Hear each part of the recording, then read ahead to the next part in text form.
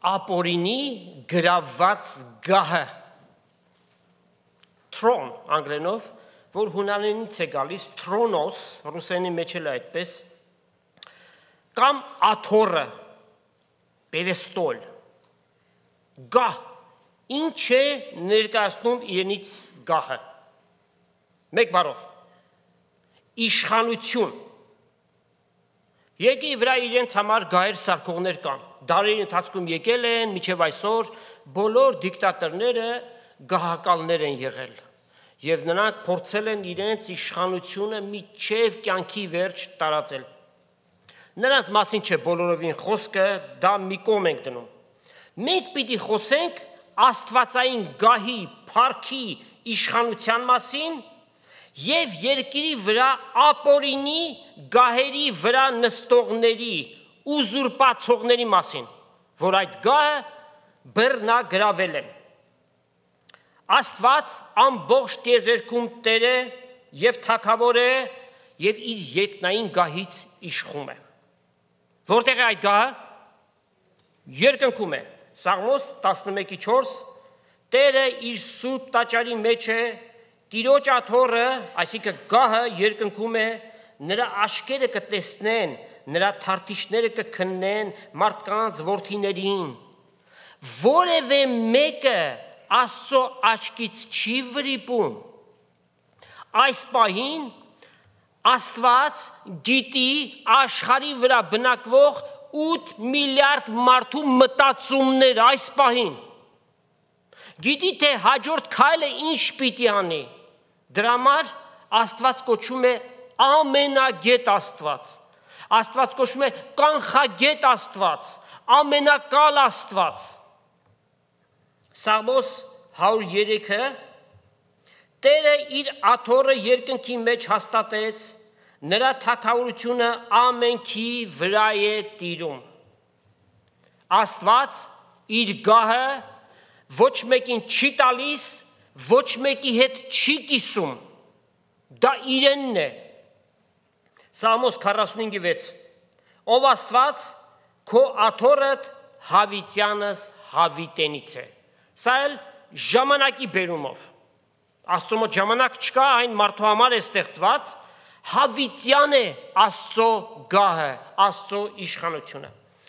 Փորձեր արվել են ու արվում են այդ գահը պատկերավոր ձևով նկարելու։ Տարերի ընթացքում այսօր էլ նկարիչներ իրենց խորը երևակայության արդյունքում ուզում են Աստծո գահը ներկայացնեն, լույսերի մեջ, փայփլուն ամենը, բայց մի բան, որ տեսնված չէ, չես կարող ճշգրտությամբ ներկայացնել։ Դա նկարիչի երևակայության արդյունքն է։ Թեև կարող ես նայել, ասել, հնարավոր է, որ այսպես է, բայց այս կապակցությամբ Աստված մեզ անտեղյակ չի թողնում։ Եսայի մարգարեին տեսիլքով ցույց տրվեց այդ գահը և նա այդ փորձառություն ունենալով գրեց հետագա սերունդների համար։ Եկեք կարդանք Եսայի 6-րդ գլուխ առաջի համարից։ Ոզիա թագավորի մահվան տարին Տիրոջը տեսա, որն էր այդ թվականը, գրեք 739 Քրիստոսից առաջ, և այդ մասին նաև կարող եք գտնել երկրորդ մնացորդաց 26-րդ գլուխ 16-ից 23 համարներում։ Ինչ տեսավ Եսայի մարգարեն, որ բարձր ու վերացած աթոռի վրա նստած էր, նրա հանդերձի փեշը տաճարը կլեցներ, վերի կողմը սերով բերներ կկենային անոր առջև, որոնց ամեն մեկը 6 թև ուներ, երկուսով երեսնին կծածկեին, երկուսով ոտքերնին կծածկեին ու երկուսով կթռչեին և փոփոխակի կաղաղակեին և կսեին. Սուրբ, Սուրբ, Սուրբ է զորքերի Տերը, բոլոր երկիր նրա փառքով լեցուն է։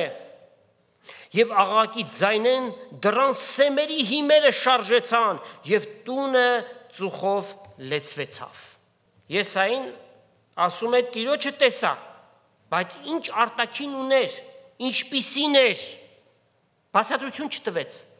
Սակայն այս կապակցությամբ էլ Աստված մեզ անտեղյակ չի թողնում,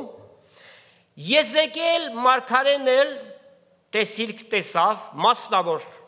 Աստված մարգարեներ էր ընտրել, ոչ թե ամեն տեղից ելնողը պիտի ելներ մարգարություն աներ, այլ մասնավոր մարդկանց, ում միջոցով թե գրել տվեց այդ խոսքը 2000 տարուց ավելի է, և շատ ավել 2500 տարի, միջև մեր օրերը հասած են այդ խոսքը, և նաև մարգարեներ, որոնք գնացին ժողովրդին Աստծո պատգամը պատմեցին, ուրեմն ինչ տեսավ Եզեկիել մարգարեն, ամբողջ առաջի գլուխը դրա մասին է, բայց այդքան ժամանակ չունենք, մենք կարդանք 4-ից 6 համարը, տեսա թե հյուսիսային կողմեն մրկալից հով, մեծ ամպ և բռնկած կրակ կուքար, որում բոլորտիքը պայծառություն կար, և կրակի միջեն ոսկե պղնձի նմանություն մկերևար, անոր մեջ 4 կենդանիի կերպարանք կար, անոնց երևույթը այսպես էր, անոնք մարդու կերպարանք ունեին, ամեն մեկը 4 երես, 4 թև ունեին, անոնց ոտքերը շիտակ ոտքեր էին, և այդպես շարունակում է, բայց մասնավոր մեր այսօրվա նշակետը սա է, 26 համարից կարդանք, և անոնց գլխու վրայի հաստատությունից վեր, շապուղյա քարերի երևույթով աթոռի նմանություն մկար, այն աթոռի նմանությունը և ներկայացնում է ինչպես, նրա վրա մարդու կերպարանքով նմանություն մկար, հին ուխտի գրություն է սա, Աստծուն ներկայացնում է մարդու կերպարանքով, անոր մեջքին երևույթեն վեր, ոսկե պղնձի նման բոլորտիքը, այս բառը լավ հիշեք, ոսկե պղինձը, և երեսը կրակի նմանության պես տեսա, և մեջքին երևույթի վրա կրակի նմանության պես տեսա, որ պայծառությամբ շրջապատված էր։ Կարող եք երևակայել, պատկերացնել, հնարավոր չէ։ Ինչպես է անձրևոտ օրը ամպի մեջ եղող ծիածանի երևույթը, անձրևի մեջ մեկ էլ տեսնում ես ծիածան ինչպես է փայլում, չէ, այնպես էր այն շրջապատված պայծառության երևույթը, ասիկա Տիրոջ փառքի նմանության երևույթներ։ Ուրեմն Եզեկիելն էլ այսքանը տեսավ մարդու կերպարանքով, բանալին այստեղ է, մարդու կերպարանքով, և եթե կարդանք Հայտնության 4 գլուխը, այնտեղ պաշտամունք է ներկայացված, հենց այդ մարդկային կերպարանքն է գահի վրա նստած, և Հայտնության առաջի գլուխը, որից հիմա կկարդանք, Հովհաննես առաքյալը սա տեսավ, Հայտնություն առաջի գլուխ 11 համարից, և դարձա այն ձայնին կողմը տեսնելու, թե ով է ինձի խոսողը,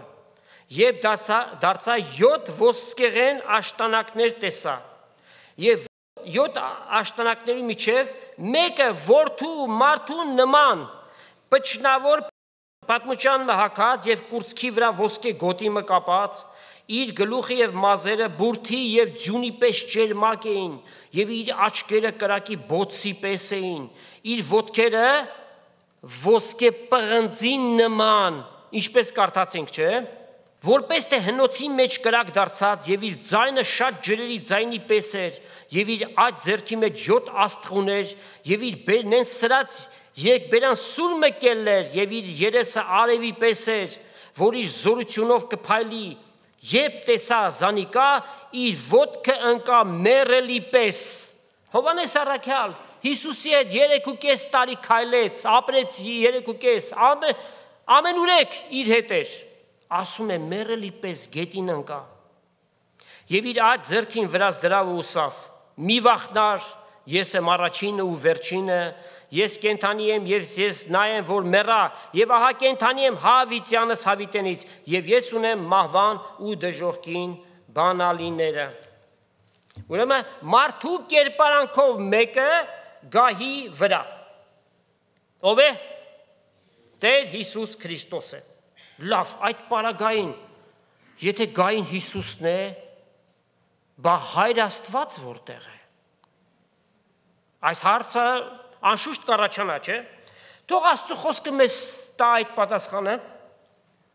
Եբրայեցիս 12:12 Հիսուսին նայենք, մեր հավատքի առաջնորդին եւ այդ հավատքը գործադրության մեջ դնողին, որ իր արժեվ եղած ուրախության համար ամոթար համարեց։ Ամոթալի խաչը հանձը առավ եւ ինչ եղավ։ Աստծո աթոռի աջ կողմը նստեց։ Ով նստեց։ Հիսուս ինքը նստեց։ Լավ, ինքը նստեց, թե հայրը նրան նստեցրեց։ Պիտի քննենք, ով է իրական տերը այդ գահի, այդ աթոռի։ Գաբրիել հրեշտակը հայտնվեց եւ ավետից բերեց Մարիամին, այդ աղջնակին, գույս աղջնակ եւ ասաց, որ որդի պիտի ունենաս եւ հետեւյալը կարդանք Ղուկաս առաջի գլուխ 32-33 համարները։ Նա մեծ պիտի լա եւ բարձրալի որդի պիտի կոչվի։ Տեր Աստված անոր պիտի տա, Աստված, այսինքն հայրը, նրան պիտի տա իր հոր Դավթի աթոռը ու Հակոբի տան վրա հավիտյան պիտի թագավորե։ Անոր թագավորությունը վերջ պիտի չլինի։ Ծնվող այդ մանուկը այդ թագավորության տերն է։ Այլ կերպ ասած, հայրը շնորհում է նրան այդ աթոռը։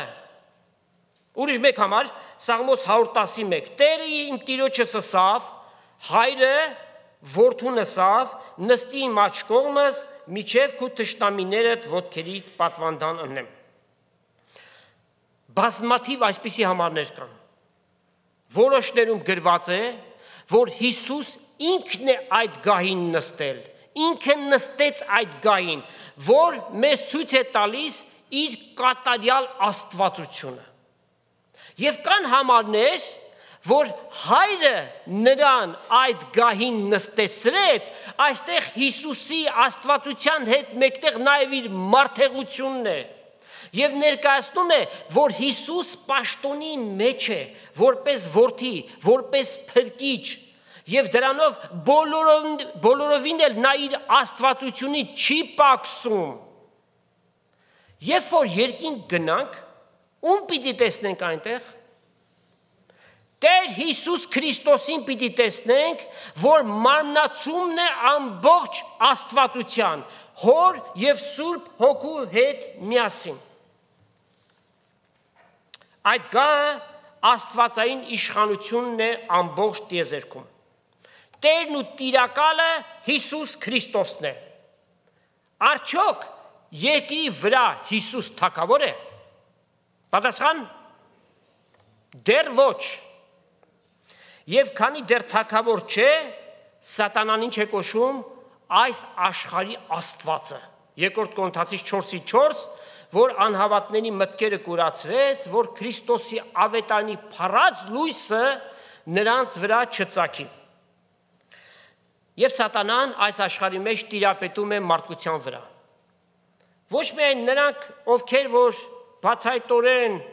կոչվում են անհավատ կամ հավատացյալի կերպարանք ունեցողներ, բայց անոր զորությունը, որ Քրիստոսն է ուրացել են, այլ նաև բոլոր այլակրոնների վրա, որտեղ նրանց էլ խաբել է, ճանապարհներ է հնարել նրանց, որ նրանք կուրքերի են պաշտում, սուտ աստվածներ են պաշտում։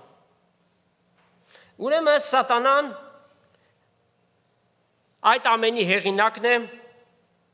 նաև մի շարք տեղերում Սատանայի համար գրված է այս աշխարհի իշխանը։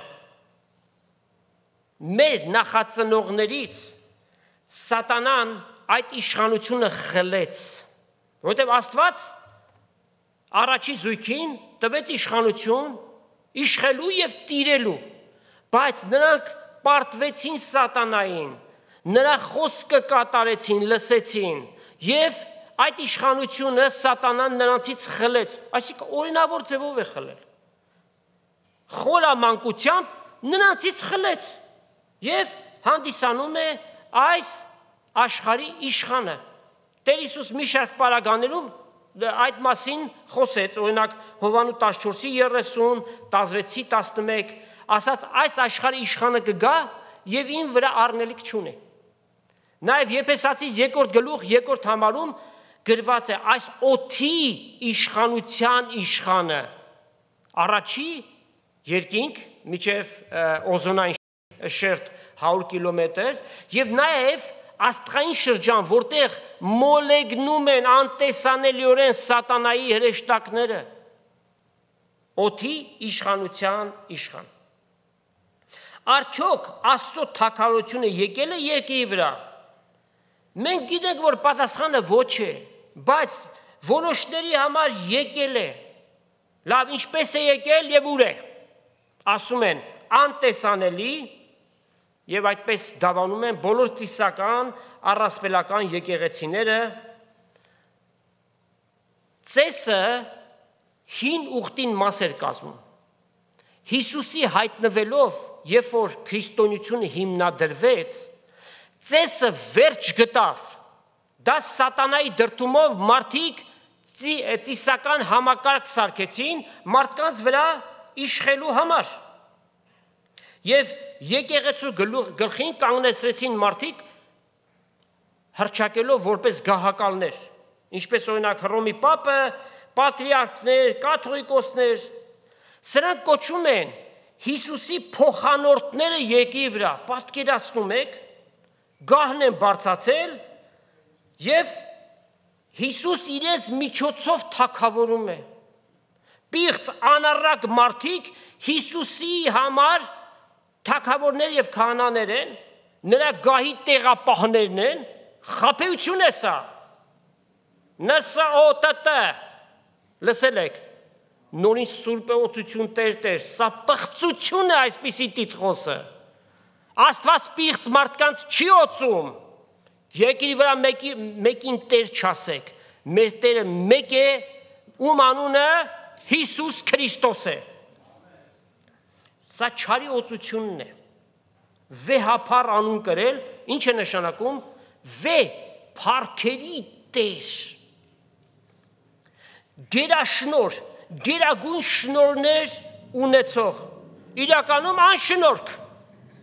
անգամ հավատք չունեն սրանք։ Սատանան դրել է այդպիսի պաշտոնների, եւ ինչպես կարող են նրանք Աստծուն ծառայել, եթե FSB-ի կամ KGB-ի, KGB-ի գործակալներն են։ Անվանում են հովվապետ, հովիվների պետ։ Իսկ Պետրոս առաքյալը մեզ գրում է հետևյալը. առաջին նամակ 5-րդ գլուխ 4 համար։ Եվ հովվապետի երևցած ատենը։ Ով է այդ հովվապետը։ Հիսուս Քրիստոս է, որ պիտի տեղի ունենա երկրորդ գալստյան ժամանակ, փառքի անթառամ պսակը պիտի ընդունեք։ Ընդհանրապես կղերական դասը չասենք բոլորը, որովհետև թերևս ազնիվներ կան, ովքեր հավատք ունեն եւ ծառայում են իրապես, տեսնելով ամեն տեսակ անօրություններ, բայց շարունակում են իրենց ծառայությունը, բայց մեծամասնությունը ամբարտավան կեցվածք ունեն։ Բացահայտորեն լսում ենք, քանի որ իրենք թագեր են կրում, հետևաբար իրենք թագավորներ են եւ իրենք պիտի որոշեն, թե իրենց եկեղեցի ով կարող է մտնել, ով ոչ։ Եթե մեկը իրենց քաղաքական գաղափարներն է կրում, նա կարող է մտնել, եթե ոչ, դուրս պիտի շպրտեն եկեղեցուց։ Կարծես թե իրենց հորտանից են բերել այդ եկեղեցին։ Ասում են հիմա է Աստծո թագավորությունը եւ իրենք թագավորներ եւ քահանաներ են Աստծո կողմից դրված։ Մենք էլ ասում ենք՝ «Իա իրոք, բա ինչի եք շարունակ տերունական աղոթք ասում եւ նրա մեջ կրկնում, թող քու թագավորությունդ գա, եթե եկել է ինչ եք ասում, թող քու կամքդ լինի ինչպես երկնքում է, այնպես էլ երկրի վրա»։ Այո, գրված կա, որ թագավորներ, քահանաներ հրավ, որպիսի երկրի վրա թագավորեն, բայց ում համար է գրված, եկեք կարդանք։ Այն պիտի տեղի ունենա հազարամյա թագավորության շրջանին, Հայտնություն 20-րդ գլուխ եւ 6 համարն է։ Երանելի եւ սուրբ է նա, որ առաջին հարության մեջ բաժին ունի։ Անոնց վրա երկրորդ մահ իշխանություն չունի բոլոր վերստին ծնունդ ունեցող հավատացյալների։ Being born again միակ նախապայմանն է փրկության։ Հապա անոնք Աստծո եւ Քրիստոսի քահանաները պիտի լան եւ անոր այդ 1000 տարի պիտի թագավորեն։ Ուրեմն ում մասին է այդ խոսքը։ Ճշմարիտ վերստին ծնված քրիստոնյաների եւ այսպիսիները գողացել են այն ինչ որ Աստված նախասահմանել է ուրիշների համար։ Կա փաստ, որ հիմա է այդ թագավորությունը։ Հիմնվում են ընդամենը 1-2 համարի վրա եւ դա դարձել է ամբողջ մի եկեղեցու վարդապետություն Ղուկասու ավետարան 17-րդ գլուխ 20-21 համարները։ Երբ փարիսեցիները Հիսուսին հարցրին. Աստծո թագավորությունը երբ պիտի գա, պատասխան տվավ նա անոնց եւ ասավ. Աստծո թագավորությունը դրսեն երևցած բաներով չի գար։ Դրա համար ասում են, որ երկրորդ գալուց բան այդպես չի, հիմա է, որ օրը պիտի չսեն, թե հոս է կամ հոն է, վասնզի Աստծո թագավորությունը ձեր ներսիդին է։ Տեր Հիսուս ասում է, որ Աստծո թագավորությունը երևցած բաները ի նկատի ունի պատերազմի միջոցով, թնդանոթներով, ինքնաթիռներով, կործանիչներ ուղարկեն այնտեղ գնան գրավեն եւ այլ, այդպես չի գալիս։ Աստծո թագավորությունը ձեր ներսիդին է, նախ եւ առաջ, եթե վերստին ծնունդ չունենաք, դուք այդ թագավորությունը պիտի չմտնեք։ Եվ քանի որ Հիսուս նախքան այդ թագավորությունը բերել է, բազմաթիվ իրադարձություններ իր հետ պիտի կատարվեր, նաեւ ասած հետեւյալը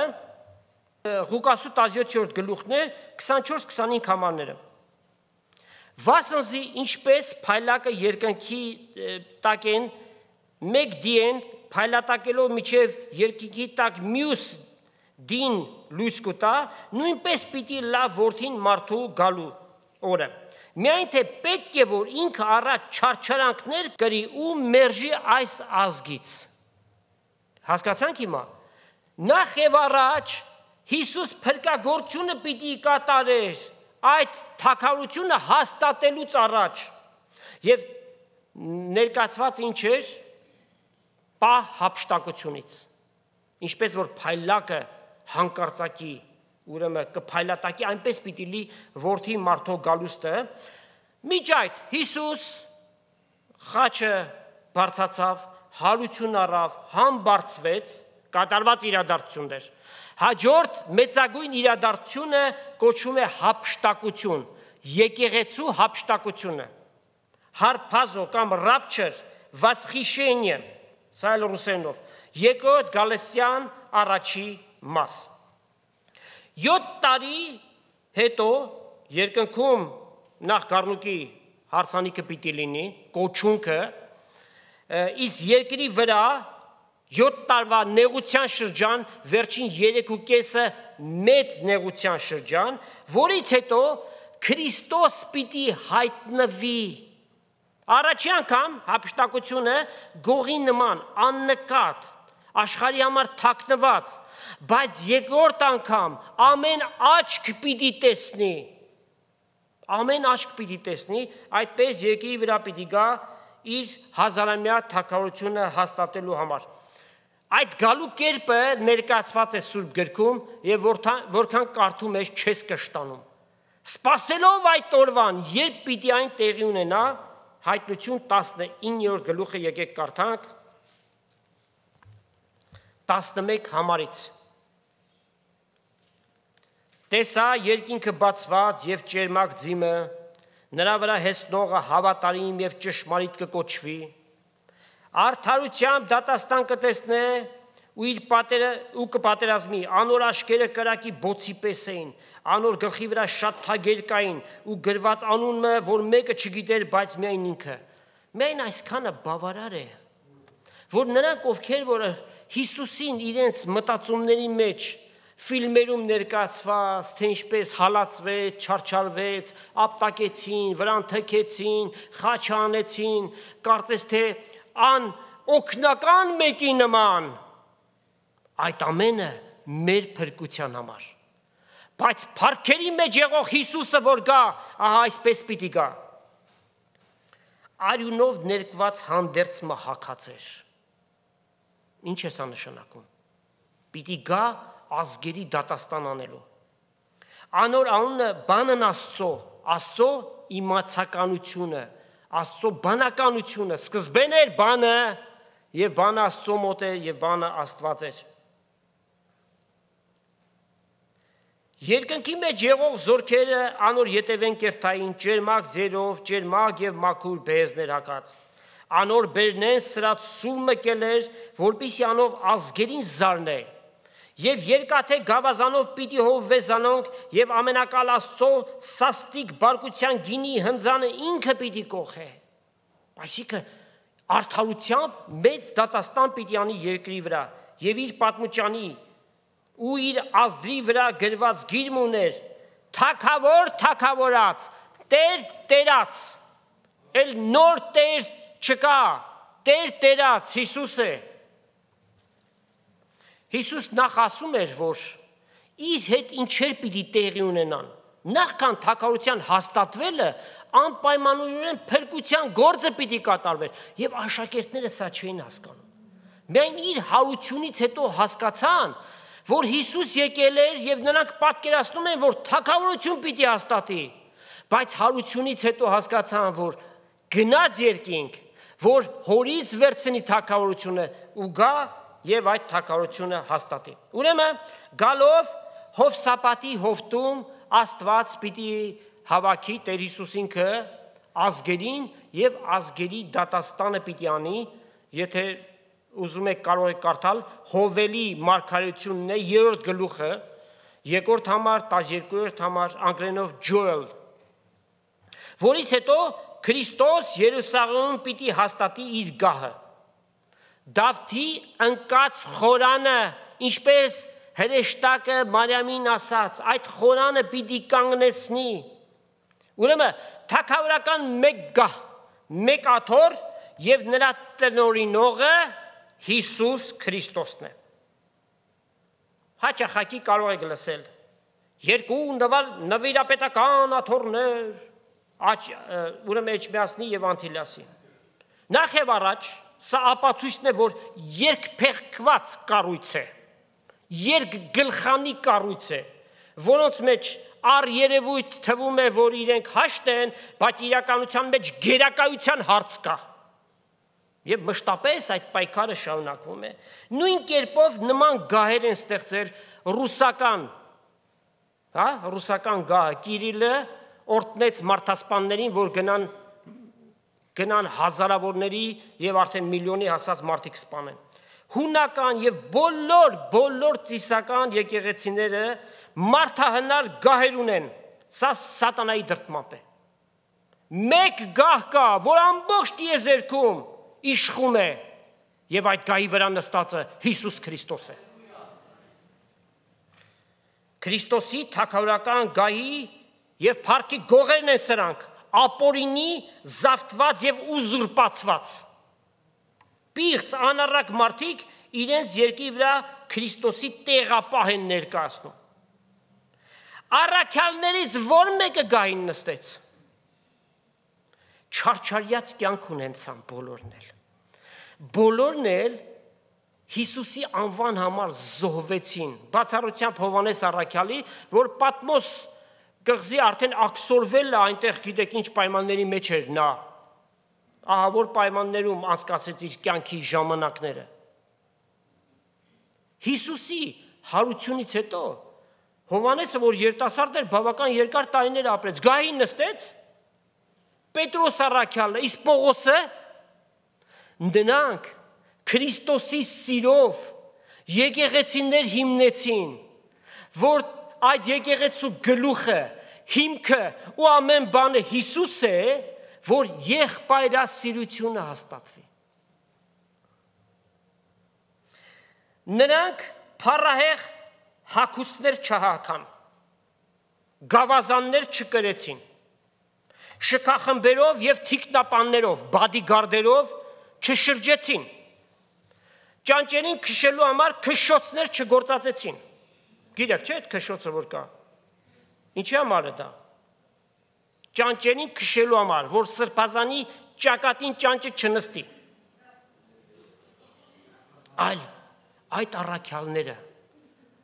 բոլոր հավատացյալների հետ մեկտեղ եղբայր եղան, հասկանում եք, եղբայր, նրանք տիտղոսներ չկրեցին։ Պետրոսը Պողոսի համար տիտղոս չի սահմանում, ասում է, մեր սիրելի Պողոս եղբայրը պատվելի էլ չեղան, ոչ էլ վերապատվելի, ոչ էլ գերապատվելի։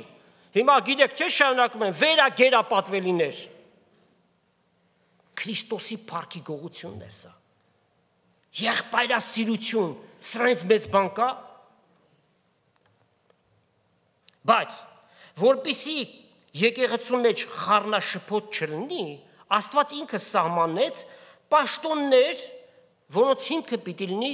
անշուշտ խոնարհությունը։ Եկեք կարդանք եւ նպատակը տեսնենք, ինչն է Եփեսացիների նամակ 4 գլուխ 11-ից 13 համարները։ Եվ Հիսուս մի քանիսին տվավ առաքյալներ լինելու։ Սրանք օրիջինալ ընտրված առաքյալներն են, Հիսուս ինքը այդ առաքյալներին ընտրեց, 12-րդը ոչ թե մադաթյան եղավ, ինչպես առաքյալները մարդկային գործ արեցին, վիճակ նետեցին, մադաթյային դուրս եկավ։ Բայց Աստված ի հավիտենից նախասահմանել էր մեկին, որ 12-րդ առաքյալը պիտի լիներ, եւ նրա անունը Պողոս էր։ Եվ մի քանիսին տվեց մարգարեներ լինելու, նոր ուխտի, անգամ սրա մեջ չի մտնում անցումային շրջանի մարգարեները, որտեվ այն ժամանակ դեռ ամբողջացած չէր Սուրբ Գիրքը, բայց երբ որ ամբողջացավ, ներկայիս մարգարեներ կան, ասեք, չկան, եւ ձեզ ամեն օր բերում են նոր դրսից բերած գաղափարներ, իբրև թե Աստված իրենց ներշնչել է, մարգարյացել են եւ այլն, իրենք ծոմով են ստացել այդ բանը, խաբեություն է, Սուրբ գրքից դուրս որևէ գաղափար խաբեություն է, այն անպայմանորեն Սուրբ գրային հիմք պիտի ունենա։ Հիմա մենք որ խոսում ենք Աստծո խոսքը, ինչ ենք անում։ Մարգարյանում ենք, բայց մարգարե քավլիցի որ կոչվենք, Աստծո խոսքը ձեզ փոխանցում ենք։ Աստվածաշունչը անթիվ ու անհամար մարգարեություններով է լեցված։ Եվ մի քանիսին տվեց ավետանիչներ լինելու։ Շատ պարզ ավետանը, ապաշխարություն քարոզելը։ Հիսուս ասաց իր գնալուց հետո իր անունով մեղքերի թողություն եւ ապաշխարություն պիտի քարոզվի։ Մեկ քանիսին տվեց հովիվներ լինելու, Հովվապետը ինքն է։ Եվ վարդապետներ, ովքեր որ շատ ավելի խորացել են Աստծո խոսքի մեջ եւ խորհուրդներ կարող են հանել եւ մարդկանց բերել, նպատակը սա է։ Սուրբերի կատարելության համար։ Որ սուրբերն են Ռիտա, Նեկտարիոս, ովքեր են։ Ամեն վերստին ծնունդ ունեցող հավատացյալ Քրիստոսի մեջ կոչվում է Սուրբ։ Այս սրբությունը մերը չէ, այն Հիսուսի կողմից մենք ստացել ենք, բայց մեր կարևոր առաքելությունն է այդ սրբությունը ինչ անենք, կատարելագործենք Աստծո երկյուղով։ Պաշտոնի գործի համար Քրիստոսի մարմնի շինության համար որ է եկեղեցին, միջև ամենքս էլ հասնենք հավատքի և Աստծո որդուն ճանաչելու միաբանությանը, կատարյալ մարդ լինելու, Քրիստոսի նման հասակի չափ ունենալու։ Սա արդեն մեզ համար դրված չափանիշ է, նշաձող է, որին պիտի ձգտենք։ Կատարելության ընթացքի որևէ մեկը չի հասնելու, երբևէ, բայց որքան կարող ենք աճել հավատքի կյանքի մեջ, կատարելությունը Քրիստոսի հասակն է, մենք որքան կարող ենք հասնել, շատ կարևոր է, որ հետամուտ լինենք դրան մեր սրբությունը կատարելագործելու և հավատքի մեջ ավելի խորանալու համար։ Օր հորի Հիսուսին ավելի լավ ճանաչենք, Քրիստոսի մեջ հասակ գցենք, մեծանանք։ Կա այստեղ աթոռ, գա, չկա, չի կարող լինել։ Նշված այդ պաշտոններից ամեն մեկը Տիրոջ կողմից տրված պարգև է, իրենից է տրված, իրենն է, պիտի գործածվի իր փառքի համար։ Եվ Աստծո հետապնդածը այս դարաշրջանում որն է, եկեղեցու թվի լրանալը, որպեսզի Հիսուս նորից հայտնվի։ Եվ հավատացյալներն էլ այս ամենի մեջ պիտի օգտակար գտնվեն, օգնական պիտի լինեն, Տիրոջ գործը, որպեսզի կատարվի, ոչ թե հառաչանքով, ոչ թե տրտմությամբ, այսինքն արգելքներ դուրս գան, խանգարեն, դառնության արմատ դուրս գա, որ կարող է ուրիշներին էլ վարակել, այլ սիրով, մեկ շունչ, մեկ մարմին եւ պատերազմակից լինենք ավետարանի ճշմարտությունների տարածման։ Աստծո գահը, Աստծո աթոռը նաեւ դատաստանի համար է։ Եվ այդ դատաստան Աստված պիտի կատարի կատարյալ արդարությամբ։ Սաղմոս 89:14 Աստծո արդարությունը իր գահի հիմքն է։ Այդ հիմքի վրա է, որ Աստված դատաստան պիտի անի, եւ ճերմակ աթոռի դատաստանը սարսափելի պիտի լինի բոլոր նրանց համար, ովքեր որ առանց Քրիստոսի այս աշխարհից հեռացել են, գրված է մարդուն սահմանված է մեկ անգամ մեռնել, որից հետո դատաստան, Եբրայեցիս 9:27 համար, շատ կարևոր է, որ հասկանանք, ինչ որ վճռվում է, այս կյանքի մեջ է վճռվում։ Ամեն մարդ իր հավիտենականության վճռողն է։ Աստված դժողքը չի ստեղծել մարդու համար, այն ստեղծված էր սատանայի եւ իր չար հրեշտակների համար, բայց մարդը անդրդվելի լինելով, իր անհավատությամբ ինք իրեն արժանացնում է այնտեղ գնալու։ Մայից հետո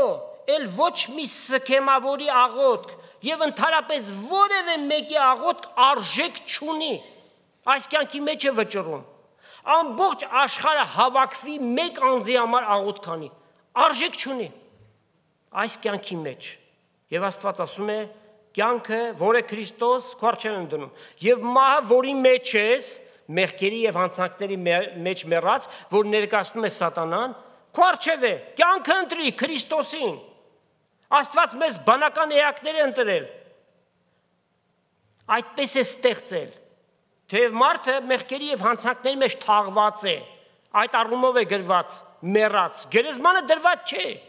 Մարդը կարող է վճռել, այո ասել Աստծուն, կամ մերժել։ Ինչի չեն մարդիկ լույսին գալիս, որովհետև իրենց գործերը խավար են։ Գալ, Հիսուս ասում է, չեն ուզում ինձ գալ։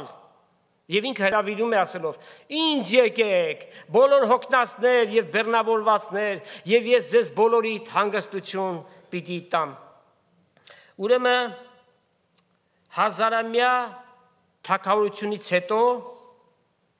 պիտի տեղի ունենա ճերմակ աթոռի դատաստանը։ Կարդում ենք Հայտնություն 20-րդ գլուխ 11-ից 15 համարները։ Այստեղ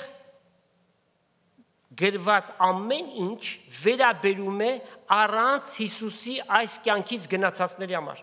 Այստեղ ճշմարիտ հավատացյալները գործ չունեն։ Սա անհավատ մարդկության համար է։ Մեծ ճերմակ աթոռ տեսա, որի վրա մեկը նստած էր։ Անոր երեսեն երկիր ու երկինք փախան, տեղը չգտնվեցավ անոնց։ Տեսա պստիկ եւ մեծ մեռելներ, որոնք Աստծո առջև կանգնած էին։ Գրքերը բացվեցին եւ ուրիշ գիրքը բացվեց։ Սա էլ մարդկանց գործերի գիրքն է։ Ամբողջ կյանքի պատմությունը այնտեղ գրված է։ Մեղքերի շարաններ, որոնք երբեք Հիսուսի արյունով չսրբվեցին։ Այդ ամենի համար ավելի եւ ավելի պիտի լինեն չարչարանքները։ Կրակի սարսափելի չարչարանքներ։ Եվ Հիսուս ամենաշատը խոսեց դժոխքի մասին, մարդկանց զգուշացնելով, այնտեղ կա լալ եւ ակրանների կրճտոց հավիտյանս հավիտենից։ Եվ գրքերի մեջ գրված մեռելները դատվեցին իրենց գործերի համեմատ։ Եվ ծովը իր միջի մեռելները տվեց, նրանք ովքեր որ ծովի մեջ խեղդվեցին։ Եվ մահը եւ դժոխքը իրենց միջի մեռելները տվին։ Ամեն մեկ իր գործերի համեմատ դատվեցավ։ Նախ առաջի չափանիշը իրենց անհավատությունն էր։ Ամենամեծ մեղքը որն է, կարող եք ասել։ Հիսուսին մերժելը։ Սա է, որ կոչում է Սուրբ Հոգու դեմ հայություն։ Սուրբ Հոգին վկայում է Քրիստոսը, մարդիկ անարգում են այդ վկայությունը։ Եվ մահը եւ դժոխքը կրակի լճի մեջ ձգվեցին։ Ասիկա է երկրորդ մահը, եւ ով որ կյանքի գրքի մեջ գրված չգտնվեց, կրակի լճի մեջ ձգվեց, դրանից հետո այլևս ազատում չկա։ Սարսափելի բարկություն Աստծու կողմից եւ ատամների կրճտոց, ահավոր բաներ է սպասում մարդկությանը։ Իսկ հավատացյալների համար կա որևէ գա, ասենք աթոռ, հա? Բանից պարզում է կա, այն կոչվում է Քրիստոսի ատյան, Judgment Seat of Christ։ Այստեղ փրկվել, չփրկվելու հարց չկա, այլ փրկվածների համար է սա։ Քրիստոսի ատյանը մեզանից ամեն մեկը պիտի կանգնի եւ մենք հաշիվ պիտի տանք այն օրվանից, երբ որ առաջի անգամ ճշմարտապես ապաշխարեցինք, միջև այս կյանքից դուրս գալը։ Եվ այդ ատյանը պիտի լինի նախ եւ առաջ չխոստովանված մեղքերի համար։ Մարդիկ կարծում են, որ այս ինչ որ արել է, մեղք չի համարում ինքը։ Աստված պիտի բացահայտի մեղքը։ Հիսուս ասաց ամեն պարապ խոսքի համար պատասխան տալ կա։ Եվ նաև այդ ատյանը պիտի ծառայի Աստծո կողմից վարձք, պսակ ստանալու։ Մարդիկ իրենց ապրած կյանքի համեմատ Աստված պիտի վարձատրի, պիտի պսակներ տա, անշուշտ որը մեկը այդ պսակը իրեն չպիտի պահի, Քրիստոսի ատյանի առջև պիտի ոտքերի առջև նետվի եւ ասվի. միայն դու ես արժանի։ Երկինք մտնել հոգևոր պտուղներով կամ գլխիկոր մնալ։ Մենք մեզ ենք զարդարում հոգևոր պտուղներով երկինք գնալու եւ նաեւ կարող ենք այնտեղ մտնել մերկ։ Միայն մեր հավատքի իման վրա փրկվեցինք, ինչպես Աստծո խոսքն է ասում, իբրև թե կրակի միջից ելած։ Դատարկ հոգևոր բաներից։ Նրանք ովքեր որ մարմնավոր ընթացքի մեջ են եւ շատ հաճախ մարմնավորը նախընտրում են հոգևորից, Աստծո առջև պատասխան տալ կա։ Այո, այնտեղ մեր փրկությունը չենք կորցնելու, բայց շատ պիտի քրտնենք։ Ամոթով մնալ կա եւ պատկերացրեք սուրբերի անհաշիվ բազմություն եւ նրանց առջև ամեն մեկիս կյանքի ընթացքը պիտի քննվի։ Եկեք կարդանք դա։ Կորինթացիների երկրորդ նամակ 5-րդ գլուխ 10 համար։ Վասնզի պետք է որ ամենքս էլ Քրիստոսի ատյանի առջև ներկանանք։ Երրորդ երկինք մտնելուց անմիջապես առաջ Քրիստոսի ատյանը։ Որպեսզի ամեն մեկը իր մարմնով ըրացների փոխարեն առնի, ինչ որ գործել է, թե բարին եւ թե չարը։ Բարի համար դրվատանքի խոսքեր, բարի համար վարձք, նաեւ պսակներ եւ չարի համար ամոթով մնալ։ Հարցը կայանում է սանում։ Մենք ո՞րն ենք ընտրում։ Հոգևոր ընթացքը, որ Տիրոջ առջև ներկանանք լեցուն ձեռքերով, թե փրկված ենք, ինչ էլ լինի, մեր կյանքն էլ ապրենք, գնանք, կմեռնենք, կգնանք երկինք։ Այն ժամանակ մեր կգտնվենք, բայց եթե Տիրոջից ստանանք հետևյալ խոսքը. բարի եւ հավատարիմ ծառա, մտի Տիրոջդ հանգիստը։ Իսկ ոմանց համար ամոթանքի խոսքեր պիտի լինեն։ Ուրեմն մենք ենք ամեն մեկս որոշում, թե երկինք ինչ կերպով ենք մտնելու։ Այս պահը ամենքիս համար թող խորելու առիթ տա։ Եվ այս պահից սկսած մտածենք եւ փոխենք մեր ընթացքը։ Տիրոջ ավելի մոտենանք, Տիրոջով ապրենք մեր օրը, մեր կյանքը, որպեսզի երբ որ ատյանի առջև ներկանանք, ամոթով չմնանք։ Իսկ բոլոր նրանց համար, ովքեր որ Քրիստոսին իրենց կյանքերի մեջ չունեն, կոչը մեկն է. ապաշխարեցեք։ Ձեր մեղավոր վիճակի պատճառով այս պահին պատկանում եք դժոխքին, որքան էլ որ բարերար լինեք, կապ չունի։ Որքան էլ որ բարի լինեք մարդկանց հանդեպ, օգնող, որևէ կապ չունի Աստծո առջև։ Դա մարդիկ կգնահատեն, բայց Աստված գնահատում է միայն մեկ բան. երբ որ նրա որդու թափված արյունը ընդունես, ասել է թե Հիսուսին հրավիրես քո կյանքիդ մեջ, ասես Տեր Հիսուս, արի իմ կյանքի մեջ, խնդրում եմ ների իմ մեղքերը, մաքրի եւ սրբի, եւ երբ որ այդ բանը անես դու անկեղծությամբ, Աստված իր խոստումի համաձայն քեզ կայցելի Սուրբ Հոգով եւ քեզ կկնքի հավիտենական կյանքի համար։ Արա այդ քայլը հենց այսօր, հենց այս պահին, որովհետեւ կյանքը անասելի է, չգիտենք վաղը ինչ կարող է տեղի ունենալ։ Քրիստոսի գալուստը շատ մոտ է, հետևաբար այս պահին ապաշխարի սիրտդ հանձնելով Տեր Հիսուսին, Աստված թող այդ բանի մեջ քեզ իմաստություն տա։ Սերներ, իրապես տեսնում ենք, չէ, որ Տիրոջ գալուստը շատ մոտ է։ Հետևաբար մեր ամրագոտիները պնդացնենք, ամրացնենք։ Տեր Հիսուս շուտով է գալի։ Fasten your belts. Jesus is coming soon. Մեր ընթացքը ավելիով հոգևոր դարձնենք, Տիրոջ հաճելի ձևով ապրենք, երբ որ այս երկրից վերցվենք, ատյանը կանգնենք, ամոթով չմնանք։ Աստված օրհնի իր խոսքը եւ ձեզանից ամեն մեկին Տեր Հիսուս Քրիստոսի շնորհքը, Հայր Աստծո սերը եւ Սուրբ Հոգու հաղորդությունը Աստծո ժողովրդի հետ լինի։ Ամեն։